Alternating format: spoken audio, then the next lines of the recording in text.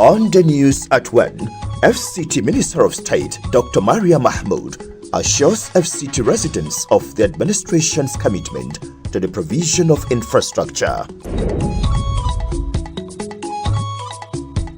Residents of Karu Anyanya appeal to FCT Water Board to put an end to months of water scarcity in the area.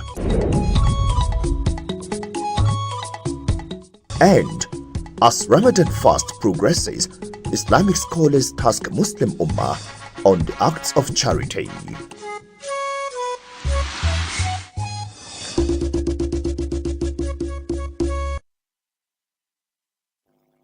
A very good afternoon. Thank you for joining us on the 1 p.m. news live from the studios of NT Channel 5 Abuja, the Unity Station. I am Abdullah Hajia.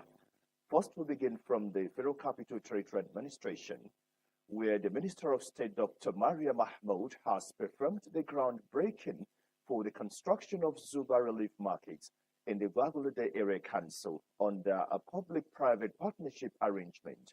Aisha Uba Ali reports that the Minister of State says it is a demonstration of the administration's commitment to the provision of critical infrastructure to residents in line with the renewed hope agenda of President Bola Tinubu.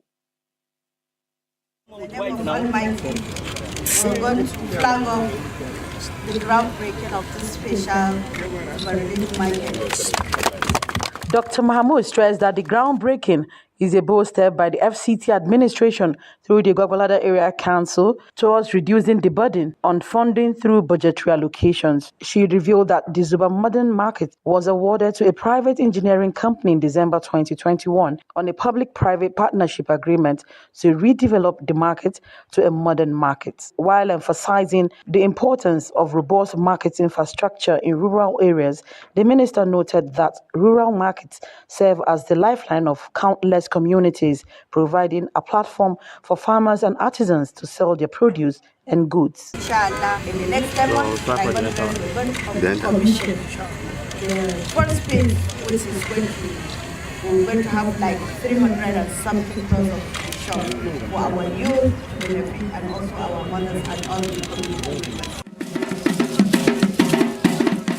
Chairman, Gwagwalada Area Council Abu Giri, and Chief Executive of the engineering company, Dayo Jegan, assured that the first phase of the project will be completed in 10 months, while appreciating the administration for their leadership foresight in initiating the remodeling of Zuba Modern Market. The 618 units of Zuba Modern Market will consist mixed units of open, lock-up shops, warehouses, eatery, banking hall, restaurant, police post, fire station, public toilet, bus loading bay, as well as other amenities in line with global standard. In Abuja, Aisha Uba Ali, NTA News. Away from that, the popular Wuse Market, Abuja, has regained its usual busy outlook with the return of traders and the large crowds of customers who daily throng the various shops in search of consumables or services. This is after the chain of events that left cars burnt, shops in ashes, market locked, and hearts heavy. Kama gives us an update. Let's dive into the recent events stirring the air in the capital city. Last week saw a tragic incident that shook the very core of this market. Now, the burning question on everyone's mind: as the FCT administration swung open the gates of the Wuse market once again? Well, the answer is yes. The market has been reopened, but the echoes of that fateful day still linger in the air. The scars may be healing, but the memory of the turmoil remains fresh. As the sun rises over the horizon, businesses at Wuse market are slowly picking up the pieces, dusting off the ashes of destruction, and daring to dream once again. It's a correlation process between the marketers, and also the government and the security agencies, so that we'll see how we can come up with a very good result. The resilience of the traders is nothing short of inspiring. Despite the losses incurred, the spirit of enterprise refuses to be quenched. But amidst the chaos and clamor, has peace reclaimed its rightful place? The answer, thankfully, is yes. The authorities swiftly moved in to restore order and calm in the aftermath of the tragedy. They've been giving us assurance that they will meet with government to know how they will come to our aid. In fact, the worst of it, he collapsed. We rushed him to the hospital to revive him because of the shock.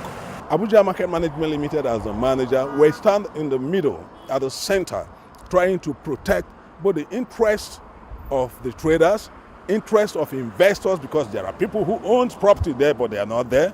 Do you understand? How do we balance all this to make sure that this interest, even though they conflict, can also cohabit?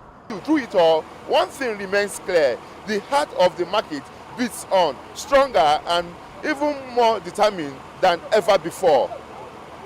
From Use Market in Abuja, Kama Kama, NTA News. Residents of Karu and Nyanya are appealing to the Federal Capital Territory Administration, especially the FCT Water Board, to come to their rescue, as surviving for several months without pipe-borne water has been a Herculean task. Serafina Rokonomekwe completes the report. A while now, we don't have water. We even spoke to the Senate representing FCT. They said that the water have an issue. They will come and rectify it. Up to date, we have not seen them. Very bad situation. I was in federal housing for the past number of years. We don't have water in the office. NEPA, ADC, Karasai, no water. The whole of us, no. Residents reacting to the state of water supply in Karu. Many decry the water scarcity and seeming neglect for months. Coping with the heat has been unbearable and house chores more difficult as they now rely on water vendors for their daily water needs, and that does not come cheap. Been suffering for water like Merua. If you see Merua, we are buying 1 jerrycan from them, 150 naira per jerrycan a day. We are suffering a lot. Since September last year to date, no water. And when we try to find out what is the cost of the thing, they say the thing spoiled at a canal on your way to Abacha Barrack. And they wrote a memo to the minister, worth costly about 50 million. Issue of buying water, Merua, using Merua and all those things, and pure water, it's on the high side. We can't afford it. It becomes another different thing to us. Even to the Merua now, how much is the full truck? A truck is 1,300 in my estate. And bag of water, bag of pure water is 600 naira. A visit to the Nyanya Karu Water Board, we were referred to the FCT Water Board management, but no one was willing to make comments. A stopover at the gallery where the canal tunnel is situated, and there seemed to be a hope in sight as repairs and maintenance of the facility is ongoing. So where is this water going to now? You don't come inside. Okay, just answer me now. This gallery behind me houses the water trunk line pipes that supplies water to residents of Nyanya, Karu, and its environs. Now, it takes water from the Husuma Dam down to this area. And we've been told that for the past 8 to 9 months thereabouts, that water supply from FCT Water Board to this axis has not been functional. And that is because the pipe here has problems. But with the workmen around, they are saying that they are hopeful that water will be restored as soon as possible. In Abuja, Serafina Omekwe, NTA News. Gender-based violence has been an issue of grave concern at the international, regional and national levels. This is despite intensive efforts by the United Nations and Nigeria to address this scourge. The ladies of St. Malumba at a 3-day workshop, however, took a stand against persistent effects on physical and mental health of victims and humanity. Moses Kuye has more on the report. Ladies of Malumba, Abuja Metropolis, while marking St. Malumba's Day in a panel discussion, kick against gender-based violence. The church is part of the society, and the church is witnessing a lot of manifestations of gender-based violence, and it is our role to educate people. All forms of gender-based violence are a violation of the standards of Jesus Christ. It is crucial to domesticate these conventions on the elimination of all forms of discrimination against women and to reform the existing legal framework to provide for stiffer penalties for perpetrators of this gender-based violence.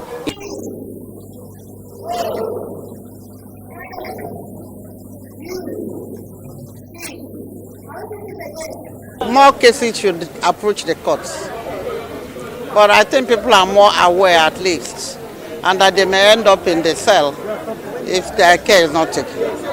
It's just for the government or the society to create the awareness so that people will know where to approach when they are suffering from gender-based violence. Have gone into an extended scar formation. So for me, from infection, from psychological problems, some of these girls will not marry. They will be scared. They will not even have a proper relationship if they go into boy-girl relationship. They've been mutilized. Nigeria is a signatory to a number of international and regional treaties, conventions, and has also adopted national legal frameworks to protect its citizens against gender-based violence. In Abuja, Moses Kuye, NTA News. You're watching NTA Channel 5 Abuja News at 1.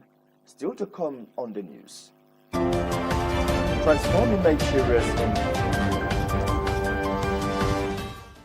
Transforming Nigeria's industries using artificial intelligence in focus.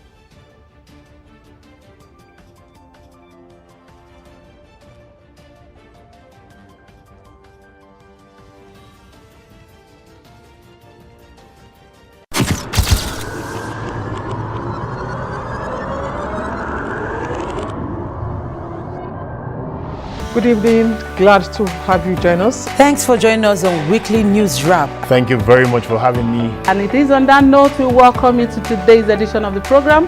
We celebrate creativity, lasting impressions. There's no book stating that this is the role for men.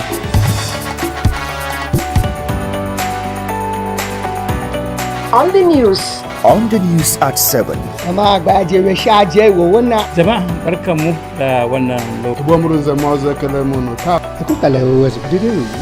latest station, NTA Channel 5, Abuja. Would say have a lovely day.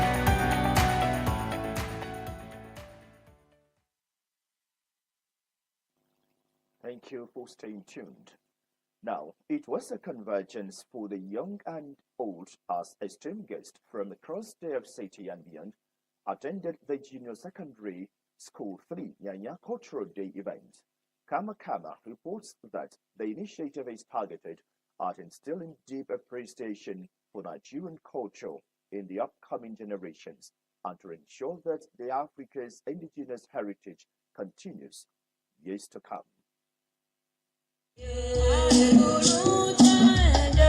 We also have Today we witnessed a spectacular display of cultural diversity and richness as the children of Junior Secondary School Nyanya 3 Abuja came together to celebrate the beautiful heritage of Nigerian culture. We saw the vibrant, colorful representation of various ethnic groups from across Nigeria, including the Igala, Fulani, Yoruba, Tiv, Igbo, Hausa, Wandara, Efik, and Bagi people. The students beautifully adorned themselves in traditional attires that reflect the spirit of their respective cultures. The atmosphere was filled with an aura of excitement and pride as the traditional foods and delicacies of each cultural group were put on display for inspection by parents and guests. It was truly a feast for the sense as everyone had the opportunity of sample the rich and diverse culinary heritage of Nigeria. As we gaze upon the wonderful performance and display, it became evident that this event had provided an incredible platform for the students. The guests and parents in attendance were deeply appreciative of the opportunity to witness such a colorful and vibrant celebration of Nigerian culture. They say we should pick either inter-house sports or culture. I did inter-house sports last year, but this culture is necessary. That's why I pick it, because I want them to know that our culture is our culture. We are not from England. We are not from London. We are from Nigeria. Today, this is a very platform to look back and say, so we still have culture, of this nature from different, zones of the country. Some of the parents always like to speak other languages, particularly English, to their words. They are forgetting that they should supposed to teach their children their original language. They believe that by instilling a deep appreciation for the Nigerian culture in the upcoming generations, we can ensure that our heritage continues to thrive and flourish for years to come. In Abuja, Kama, NTA News. Talking religion now, Islamic scholars have encouraged the faithful to spend their wealth in the ways of Allah for a rewarding pathway to building society. This came as a reminder to the Ummah during the maiden Ramadan lecture and prayer for the nation, organized by the Saiful Qadriyah of Sheikh Abubakar Isa Solati, the authentic in Abuja. Yours sincerely covered our event.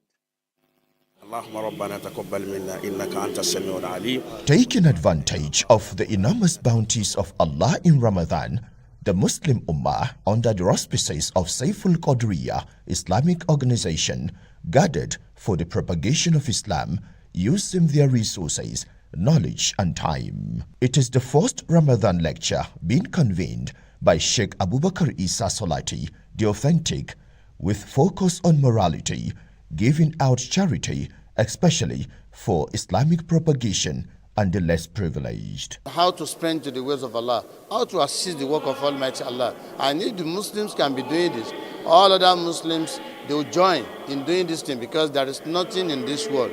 Everything in this world will perish except the face of Allah. Wherever we find ourselves, either in the social environment, economic environment, productivity environment, let all of us do good so that that good will come in our life. The Imam talk about supporting each other, supporting your neighbor, where your neighbor don't have, kindly assist him. Considering the economic situation at the moment, scholars encourage citizens to look up to Allah while praying for His quick intervention, in addition to a special dua as support for leaders and the country to succeed in fulfilling national aspirations. Whatever you give to the poorer and to less privileged, so Almighty Allah will reward you abundantly. Our intentions and objective for this program is to pray for Nigeria, the FCT, and all Muslims to prosper and for Allah's mercy.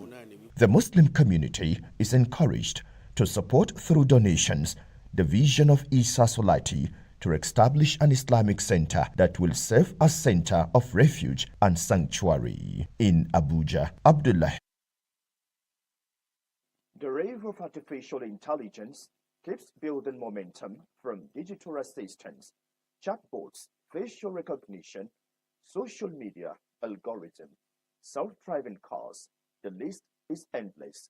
Many individuals, business corporations, and governments continue to revel in this powerful technology. In this special report, Toyibat Anifowoshe examines how Nigeria can transform her industries using AI and other concerns in the field. AI-driven technologies have continued to create excitement in the tech world. Take me to the owner. In Nigeria, tech experts believe that this technology can be harnessed to transform various sectors. However, there are key issues which need to be addressed. Nigeria has a very high potential to become a global leader in especially the service industry.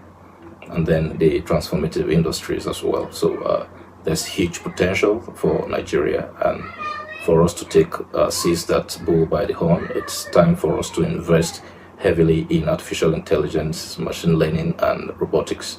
Okay, and to do that, it has to reflect in our decisive actions, in the actions we take in response to our budgeting for the digital economy, our budgeting for the manufacturing sector as well. So our budget should reflect a high propensity to spend in new and emerging technologies. Experts agree that the core of an AI system is powered by the quality of its data. This is why data bias is a concern in this field. For AI to work, it has to be trained. And the data that it is trained on gives it sometimes these inherent biases.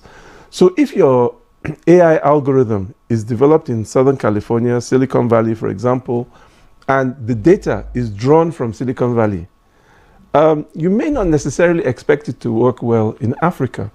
And indeed, what we have found, and even in the States, what they have found is that AI will recognize, for example, a white male face 90% of the time, but will not recognize a black female face. Maybe it's only successful 20% of the time. Concerns about likely dangers in this field continue to grow, with many countries beginning to see the need for regulation.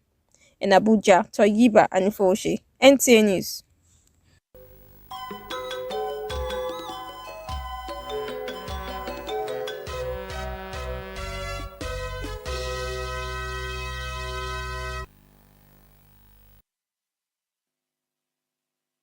Time now to hear from the world of sports from our sports desk.